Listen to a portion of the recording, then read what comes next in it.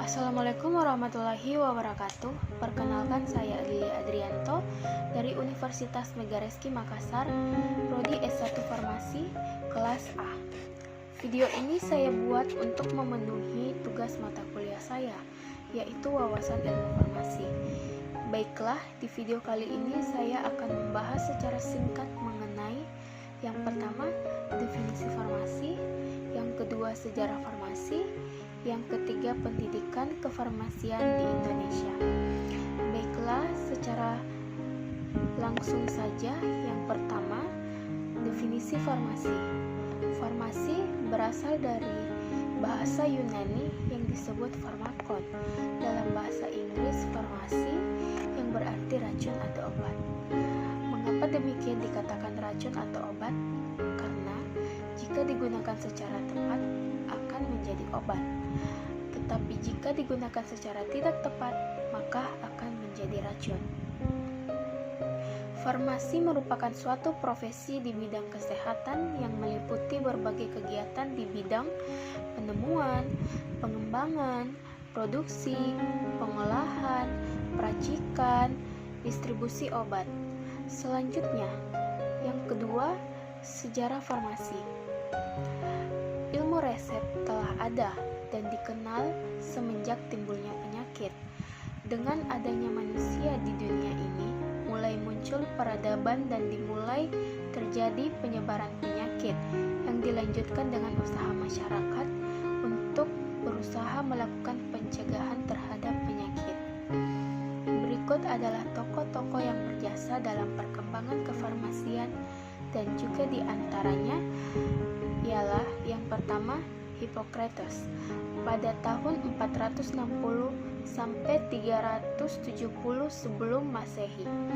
Ia adalah dokter Yunani yang memperkenalkan farmasi dan kedokteran secara ilmiah. Beliau juga disebut sebagai bapak ilmu kedokteran. Yang kedua, Dioscorides pada abad ke-1 setelah Masehi adalah ahli botani Yunani, merupakan orang pertama yang menggunakan tumbuh-tumbuhan sebagai ilmu farmasi terapan dengan karyanya De Materica Medica. Adapun obat-obatan yang dibuatnya yaitu aspiridium, opium, ergot, hysamus, dan cinnamon. Yang ketiga, Galen pada tahun 1130 dan 200 setelah Masehi, yang dimana beliau adalah dokter dan ahli farmasi bangsa Yunani.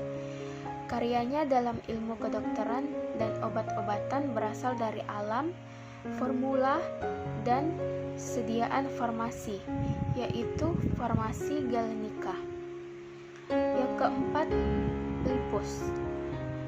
Ia adalah seorang dokter dan ahli kimia dari Swiss yang menyebut dirinya Paracelsus.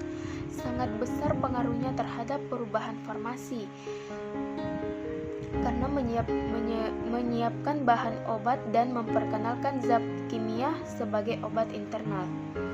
Ilmu farmasi baru menjadi ilmu pengetahuan yang sesungguhnya pada abad ke-17 di Prancis pada tahun 1797 setelah berdirinya sekolah farmasi yang pertama di Prancis, dan buku farmasi mulai diterbitkan seperti majalah Pharmacope. Kemudian kemajuan di Prancis ini diikuti oleh negara Eropa yang lain seperti Italia, Inggris, Jerman, dan lain-lain. Di Amerika sendiri, sekolah farmasi berdiri pada tahun 1821 di Philadelphia. Sejalan dengan perkembangan ilmu farmasi pengetahuan, maka ilmu farmasi pun mengalami perkembangan hingga terpecah menjadi ilmu lebih khusus tetapi saling berkaitan. Misalnya seperti farmakologi, farmakognosi, galenika, dan kimia farmasi. Adapun perkembangan farmasi di Indonesia sudah mulai semenjak zaman Belanda sehingga buku pedoman yang berlaku pada waktu itu berkiblat pada negeri Belanda.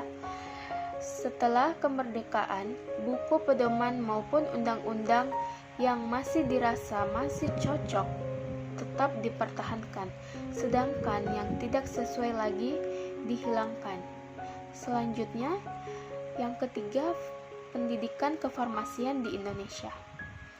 Yang pertama, SMK Farmasi, yang dimana SMK Farmasi dapat digeluti selama 3 tahun. Yang kedua, D3 Farmasi, dapat ditempuh 3 tahun. Setelah itu, dapat diberi gelar AMD Farm atau Ahli Madya Farmasi. Yang ketiga, Sarjana S1, yang dirancang selesai dalam 4 tahun dengan gelar Sarjana Sains atau SISC dan Sarjana Farmasi atau S-Farm.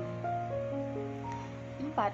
Profesi apoteker, dapat ditempuh dalam 1 tahun dengan gelar APT atau apoteker. 5. Sarjana S2, yang dirancang selesai dalam 2 tahun dengan gelar M.Pharm atau Magister Farmasi. Yang keenam, program dokter. Pendidikan ini ditempuh 3 tahun dengan gelar dokter. Baiklah, penjelasan singkat dari saya dan semoga dapat bermanfaat. Wassalamualaikum warahmatullahi wabarakatuh. Terima kasih.